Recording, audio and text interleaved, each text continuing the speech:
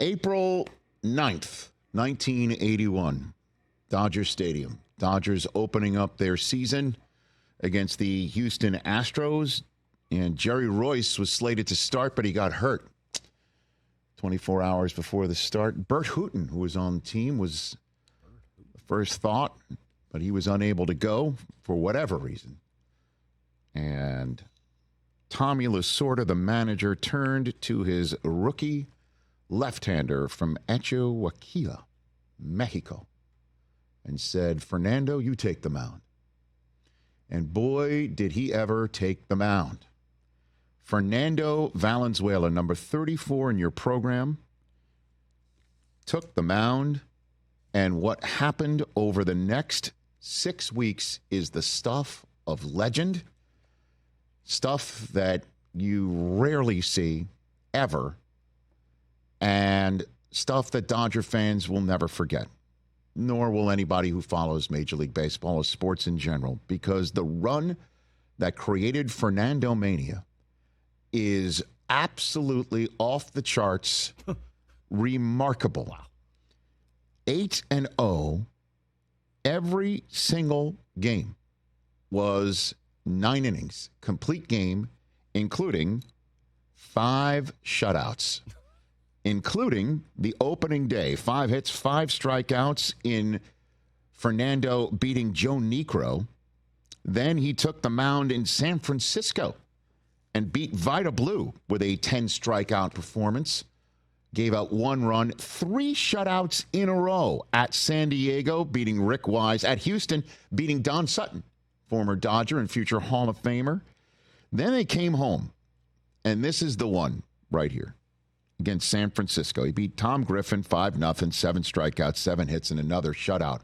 But this is the one where he came back home after those 3 games on the road, doing what he did.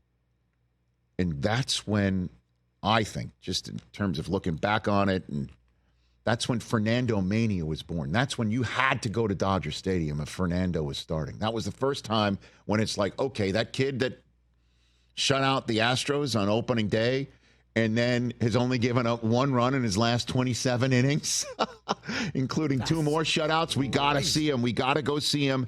And then he shuts out the Dodgers 5-0. Goes on the road to Montreal and does give up a run. Beats Bill Gullickson 6-1. Went to Shea, TJ. Beat Mike Scott 1-0. Struck out 11 New York Mets in another shutout. And then he comes home, takes on Montreal, and this is, again, another sellout crowd, almost 54,000 for Fernando Mania, to seeing the kid in the middle of May now. Middle of May. Take the mound against the Montreal Expos again. Take the lead 2-1 into the 9th. Give up a solo shot to Andre Dawson. The Hawk. Finish the inning, and then a walk-off by Pedro Guerrero made him a winner. 8-0 with a .50 ERA. Is that good? Fernando Mania was born. Then, he comes out. They're playing Fernando by ABBA, right? El Nino, El Toro, whatever you want to call him, the bull.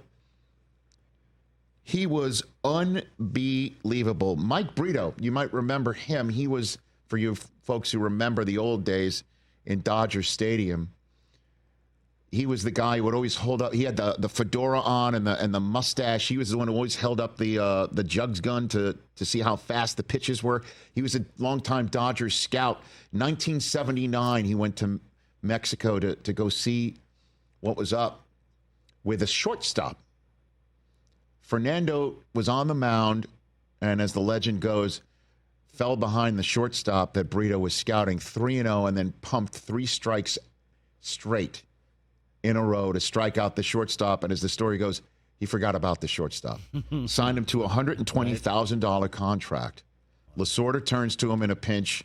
Fernando Mania is born, and in a way connected the Latino community, the community of many, as we know, living here in Los Angeles, the melting pot that is Los Angeles. Certainly those many folks who hail from Mexico here. connected this city to the Dodgers in a way that nobody had ever done from their move from Brooklyn to Los Angeles. It had taken a long time, but he's the one who did it. And, of course, it led to a World Series season in which he was the first ever pitcher to win the Rookie of the Year and Cy Young Awards in the same season. He finished fifth in the MVP voting. The other four were Mike Schmidt, Andre Dawson, George Foster, and Davey Concepcion, who remarkably is not in the Hall of Fame. And then he was fifth in the MVP voting. He also won the Silver Slugger because he could hit too. A lot of people forget that about Fernando. Yeah.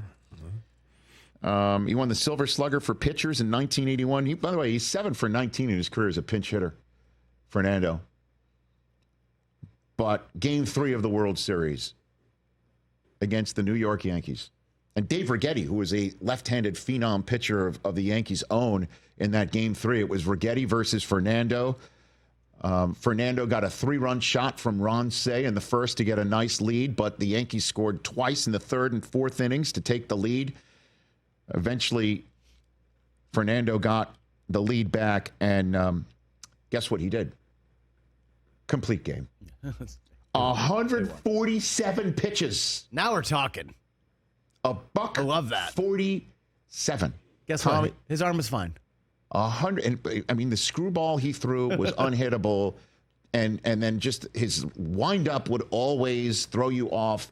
Certainly, the way that he would look to the sky, breathing through his eyelids. Breathing through his eyelids, as we know from our fun days at Bull Durham years later.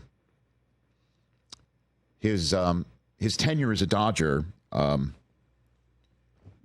Towards the end of the decade, he began to wane. He was not on the World Series roster in 88.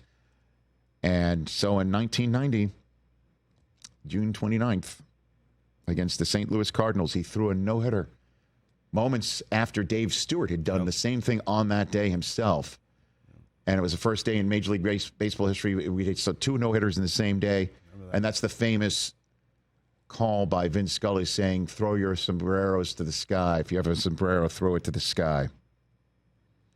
And he died yesterday. Fernando Valenzuela. The age of 63. He was appearing with Sandy Koufax earlier this year. He didn't look very well. But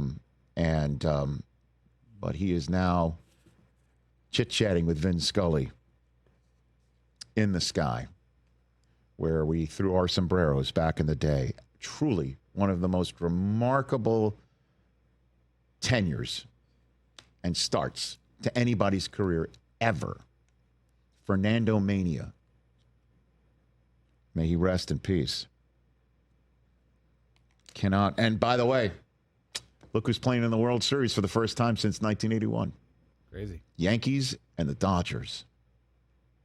And I'm sure it will be a very moving moment before Game 1 of that series when Jack Flaherty takes the mound for the Dodgers and against Garrett Cole.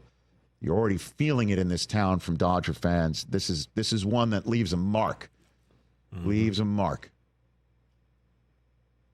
Certainly since he was in the Spanish language broadcast booth for the local Sportsnet LA since 2015. So his voice and his body may be extinguished, but not his spirit. Never Fernando Mania.